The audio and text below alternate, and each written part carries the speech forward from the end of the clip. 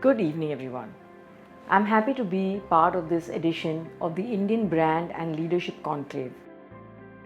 It really is a silver lining of the times that we live in that we're exploring the unlimited potential of virtual connections.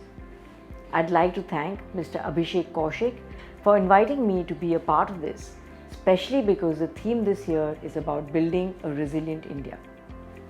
According to the 2021 Deloitte Global Resilience Report, which surveyed 2,260 CXOs in 21 countries, over 60% of global CXOs believe that we could see occasional or regular disruptions on the scale of this pandemic going forward. This reinforces one's belief that developing a resilience is a life skill that can never be more exigent, especially for business leaders who have the huge responsibility to move the nation forward through innovative work, creating employment and building organizations that can thrive in uncertainty instead of being overpowered by it. In this context, resilience is the ability to face challenges, to learn from them, and to bounce forward with new learnings and strength. It is a tall order, certainly, but not an impossible one. However, our path forward may differ from our global counterparts. I believe we first need to look at the people who make up our organizations and how we can make them more resilient. Only then we can move towards making the rest of the elements of a business resilient. So before you can talk about resilience, the conversation about mental health has to happen. To do this, one needs to look at the ground realities of mental health in India. When we look at the community, the microcosm of India, we get a sense of people's ideas and attitudes about mental wellness and its impact on productivity. And that is our first battleground for change. Since 2016, Empower has been building bridges with our community outreach, creating awareness and working to eliminate the stigma around mental health. 70% of India lives in our villages, and when it comes to mental health, we pretty much have the same attitudes even among an urban demographic. Stigma and lack of awareness operate at the community level, and so mental health in India must be tackled from ground up. Take a case of a young executive working in a large company in a city and a young small business owner working in a semi-urban or rural area. With the onset of the pandemic, both face a seismic shift in their workday. One struggles with learning how to manage the work virtually or dealing with an increased workload. The other is facing disruptions in the supply chain, logistics issues, and is struggling to keep the business afloat. The prolonged stress and uncertainty from both these pandemic-influenced situations build over time, and they find themselves feeling depressed or even defeated and directionless. Irrespective of their socio-economic or geographic background, it is likely that both these individuals may not be aware that it's okay not to be okay and that mental health is a spectrum. Even if they were aware of what's happening to them, they think 100 times before voicing it out to their colleagues or bosses because they're always scared that they may lay them off. Their families might not understand or take it seriously or suggest non-medical answers to their predicament. How can both these young individuals be expected to develop resilience or even to practice self-care? During this past year, we saw an increasing number of people actually availing services like mental health helplines that were set up. Conversations around mental health were brought into mainstream because of the sheer number of people who were feeling depressed or dealing with anxiety, panic, grief, or even PTSD. This is just one example to show that when there is an outreach to the community, people respond to it in a positive way. Long-term outreach activities that familiarize and help people with mental health will in time enable us to become more resilient to mental health concerns as a nation. Community outreach is all about reaching the unreached and creating access to awareness and healthcare, and fostering in a positive attitude towards mental health. At Empower, we facilitate a number of outreach activities for corporate community, and they are inclusive of every stratum of management. We conduct general awareness workshops about various topics.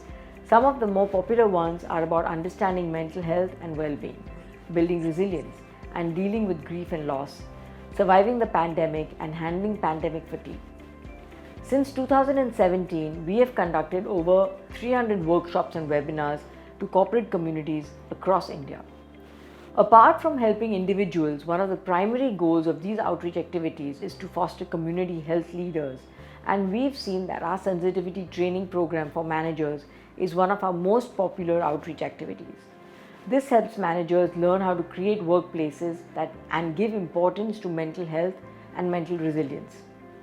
We also have on-site counseling cells on campus for the corporates that we work, and they are offering one-on-one counseling services so that employees can have a safe space where they can address their mental wellness. Resilience is a recurring theme that we address in our outreach activities.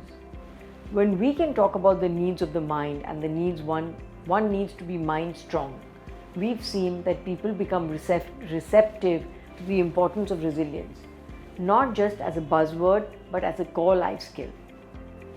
For example, after going through some of our sessions, we see feedback from business leaders and managers and team members about how the sessions have been an eye-opener for them. They've said that it encourages them to be more open about their mental health and to use these techniques they learn to improve both day-to-day life as well as their long-term and personal and professional goals. From my experience, I could say that one of the most powerful and transformative effects of corporate outreach is that it allows us to connect with people on a level that they find relatable and comfortable. It also helps engage them in challenging conversations around mental health. When businesses step up to create supportive ecosystems, their impact would reverberate across the nation. Each company would have people from various places on its rolls. The awareness of mental health and the access to healthcare that is extended to an employee will go on to benefit many others in their ecosystem and community. It helps make mental health care more acceptable and help dispel stigma, which in turn can encourage others to seek help. Each of you here is a change maker in your own right. I would encourage that you start with the communities around you, start with your team, start with your own ecosystems. Through your outreach activities, you will be able to improve the mental health culture in your community and bring regular and sustained mental health care to them.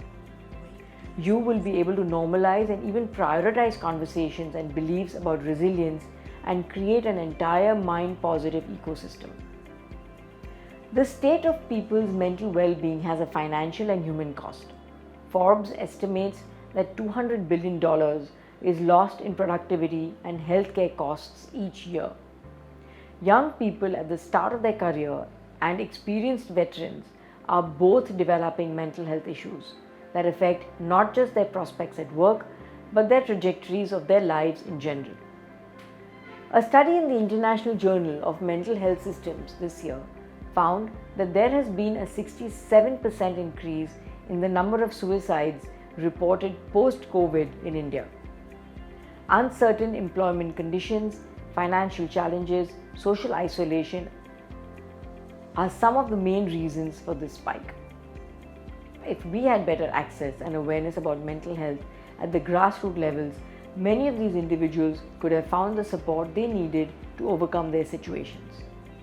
So when we look at the path forward, as well as a recovery and rebuilding that is ongoing, the next few years will definitely place much more psychological demands on individuals at all levels of business operations, from leadership to blue-collar employees. As they say, the only thing certain at this point is uncertainty. So I hope you can see the crucial role that mental health and resilience will play. When individuals in India can have a strong foundation of mental health awareness, the skills to maintain one's own mental well-being and a socio-cultural acceptance of mind matters and self-care, they will be ready to be their best versions of themselves. When faced with setbacks, they will be able to take it on the chin and think out of the box, focus their energies on problem solving instead of succumbing to pressure. One of my favorite authors, Mitch Albom, says, "Life is a series of pull back and forth, a tension of opposites, like a pull on a rubber band." Most of us live somewhere in the middle of all that. In that sense, resilience is about learning to thrive in the middle of the push and the pull. When we can do that as individuals, we'll be ready to build companies and countries and a world that can also be resilient.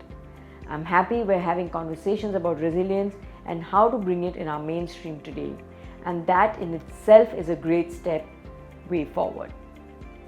I hope all of you have a productive time at the Conclave, and I hope my thoughts would serve as a springboard for many more conversations about building a resilient India. Thank you.